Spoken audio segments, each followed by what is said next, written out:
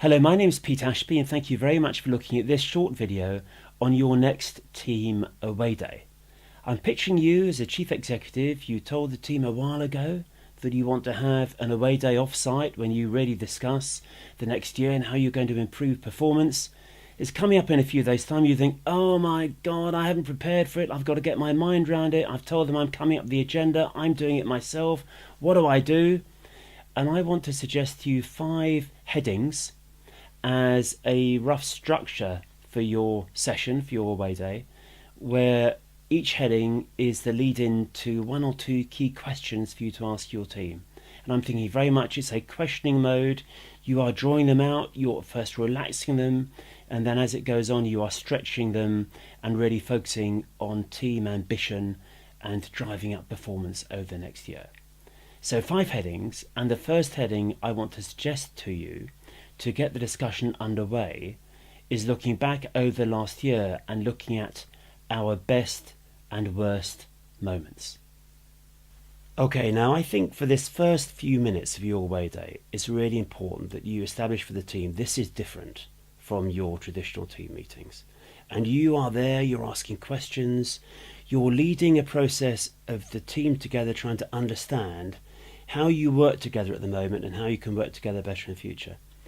I'm lucky because in my role as a facilitator, I've done all sorts of team away days and I love it. And the reason I personally love it is because I've seen how teams can come to life and almost in front of your eyes grow as a team when they are simply asked these questions and anything is okay. And I think if you can go into that space that you are the CEO facilitator and you're there to discover things with them together, it will be a really exciting day. Now, this first question, what I like about the idea of starting off on our best and worst moments is you're saying, look, we're casting our mind back over the last few months. We've all lived through that together. No one's trying to defend any patch. We're just trying to get a sense of what this journey's been like. I'd start off obviously on the best. I always start off on the positive and say, look, you know, we've had some terrific highs and lows. It's been a roller coaster the last few months. And on that roller coaster, if I said to you, what's one of the best moments that comes to mind for you? What comes to mind first? And then just pause and look round, and one of them will usually dive in fairly quickly. What matters is you're saying what comes to mind first. So we're giving them permission to lob at you whatever they lob at you. And it will be a good moment when maybe, you know, you narrowly averted disaster, or a moment that was just way much better than anyone expected. And it's great to bring that to life early on, because then the team together remembers some of those achievements. And you want a few of them, and that's terrific. That's all very light, very positive, very affirming, very real, very personal.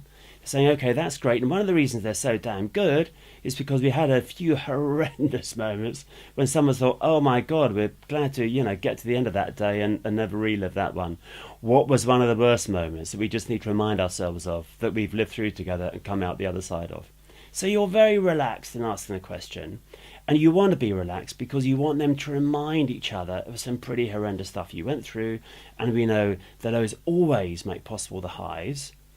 And the lows, you need to remember them because sometimes they will come back and revisit you unless you're very careful. And so I think you bring them into the script now, you get a bit of momentum going, you say, okay, that's great, we've opened up on that, because now I want to come on to my second topic, my second theme with you. And that theme is about our habits as a team. This is when I think it's quite good to say, actually, our highs and our lows often reflect, much more than we realise, our habits as a team. Every team, in every organisation, every sector has certain habits, and it's important to look outside, to step outside ourselves and look in. So you say, okay, guys, if you're outside looking in at us as a team, you're looking at us together, what would you say is one of our strongest habits? And deliberately pause then, because people need to think about that one. And what matters is you're saying, step outside and look in on us together. What do you see as one of our strongest habits? And you'll find people will come up with things. It could be about the way you're very good at meeting deadlines. It could be about the way you're good at setting the pace. It could be about the way in which you're good at keeping people focused on the key priorities of the organisation. But you want them to just volunteer, in whatever words they use, what they see as your team habits. It's very helpful to have this word there, habits, because it's about shared ownership. It's about all of you. And also, it makes it easier for you in a few minutes to go on to the difficult bit, the downside on habits, because then you're talking about everyone, so people can talk about things that aren't going so well, knowing that they're not pointing the finger at any one individual because it's about habits. So say, okay, we got some good habits, thank the Lord. Let's now think about some habits of ours that aren't so good. Are there any habits of ours that do sometimes get in the way? And that then gives people a chance to say, well, actually, sometimes we get a bit panicky, or sometimes we get too stuck and we just don't deal with things. Sometimes our fear of conflict means that we dance around each other. Sometimes our dislike of difficult conversations means that things sit around and then blow up down the trap and they weren't dealt with long ago. They can just come up with things that they know are causing problems, and you're giving them the protective cover through the language of habits. So this is very, very, very important to have that word strong early on about team habits, and very important that you've got the good, the strong habits, and the not so good. And that opens it up, gets them onto the riskier stuff, but you don't want to push it too hard on that one. I'd get it opened up, get it moving on, and say, okay, that's really good. I want to now change focus a bit. I want to get on to our third theme for this away day. And our third theme is about you and contributing beyond your own patch. Now, I'm really keen you have this heading there. Most chief execs don't ask their exec directors this sort of question. Whenever they have done, and I've suggested it, we've got some terrifically positive results. So I'm picturing you saying to the team, okay, guys, we've got pretty good processes now among us for I do my reviews with each of you, we look at accountabilities, we do the occasional team discussions, we're all clear about who does what and how we have overlap. Sometimes it doesn't work, but usually it's pretty good. I want to say to you, imagine for a minute you've got wipe the slate clean. You're just sitting there with the title of exec director, I'm sitting here with the CEO title. I'm saying to you, okay, are there any areas you are not currently involved in at the moment where you would like to develop some sort of leadership role in the future? Anything where you think you have a contribution you would maybe like to make, just lob it up now. Just lob up one or two that are areas of interest for you where you think you could maybe make an input. I really like you asking this because many people tend to be role trapped either by you having them in a bit of a box, because that's how CEOs ultimately need to work a bit to have an effective team, or by them trapping themselves into that box. That's what they're best at, but there's something else they would like to do, but they respect other people's leadership role, and their loyalty to other people means they keep off their patch. So you need to be very explicit in saying there's just one patch and we're all in on it, and within this one patch give us something you would maybe like to do that you don't do at the moment in a leadership role. What I like about this is it means you can say, I'm asking you this because over the next year I want us to become more dynamic, more agile, more fluid, more flexible, always moving things around and moving things on to perform even better, because that's what we say to our teams and that's what we need to say to each other. So let's try and live it, let's walk the talk, let's really think flexible and agile. It's a very nice positive bit, and it means everyone is given permission by you to stake a claim to be involved in something when they can't stake that claim unless you ask this question. So in asking the question, I think you really are having a really, really good impact on the energy of the team as a creative single leadership team. Okay, that should feel good then. You're in a good space then. I think then you say, okay, really helpful guys, lots to think about and take away. Let me now go on to question 4, which I think in many ways is the meat of our discussion today.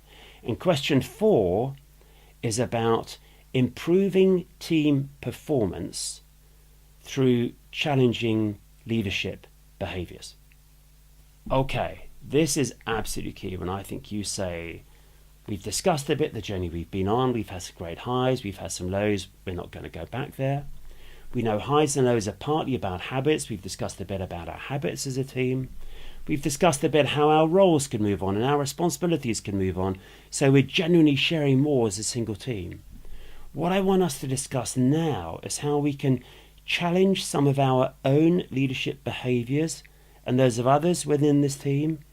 So if ever we see behaviours getting in the way of higher performance, we ourselves are changing behaviours to make sure nothing that we do inhibits us achieving the performance that we want to achieve. What I like about this question is it invites people to volunteer some of their behaviours that they think get in the way of you achieving what you want. Now, we know that the most dysfunctional behaviours are nearly always start off with a strength and then the strength goes to excess. The virtue becomes the vice because someone overdoses on the virtue. And so often it means other people need to say to someone, actually, that's great, but if you just sort of reel back that energy a bit, just a bit less intense and overwhelming and overbearing, then actually that would be great. And the reason we tend not to say that to each other in teams is because people feel they haven't been given permission to say it because people don't own that behaviour. What I love about this part of the Awayday is you make it easier for people to simply own the way they are. So someone like me, for example, I'd say, well, actually, I can get a bit over the top in my passion sometimes. It comes from a good place, but if I get a bit over the top, just please say Pete, a bit OTT, and I'll try and back off. Everyone has certain aspects about their leadership that means other people, it's great they feel they own them and they can just say something. A typical one, which I would say is true of most chief execs, is they don't like conflict and they don't quite own their dislike of conflict. So the moment there's any sign of conflict, they close it down and other people don't say, hey, actually, if you let us go a bit further on that, we need to get further because that is going to blow up in our face otherwise. So you ask the question about behaviours getting in the way of performance. You ask people to volunteer personal behaviours. They will do. It's really important when people are self-critical that you appreciate, you acknowledge that, you thank them for that. Maybe one or two people can be too self-critical because that's the way some people tend to go. You say, hey, I think you might have gone a bit almost masochistic on that one. It isn't really quite that bad, but it's great that you own that and volunteer that to the rest of us. As this discussion goes on, you could also remind the team it's a tribute to the trust that you've already achieved as a team. You can have this discussion. Most teams can't have this discussion. Their chief exec wouldn't open it up with a team. If you do, they will rate you more highly for it. Just the fact of having it is itself a really building, strengthening discussion for your team. You will grow through this very fact of you asking this question and it being okay for people to be looking at themselves and giving others permission to offer something to them as you move behaviours on to maximise performance. And then I think you say at some stage, okay, that's really helpful because that sets me up for my final question to you, my final theme, which is under the heading of achievements in 12 months' time. This is when you say, okay, guys, let's imagine we're back in this room, July the 18th, 2015. I say to you, it's been another roller coaster of a year. We've had some great achievements over the last year. What would you like to be able to say to me and the team is one of our greatest achievements in 12 months' time? I really think it's important to end on ambition, end on the 12-month collective ambition, and also to bring that in on the back of the discussion about your behaviours and changing and challenging behaviours, because then people can see that that challenge of behaviours is key to achieving the ambition.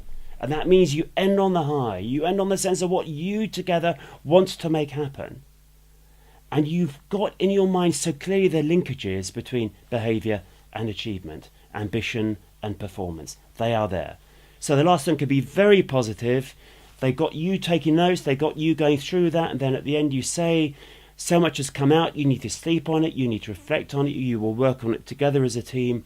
And the fact you had this sort of discussion, this will enable you to make the transition from a high-performing to a top-performing team. To have that openness, that trust, that mutual goodwill, that everyone is candid about where you're growing and learning and supportive in others doing the same. That is special.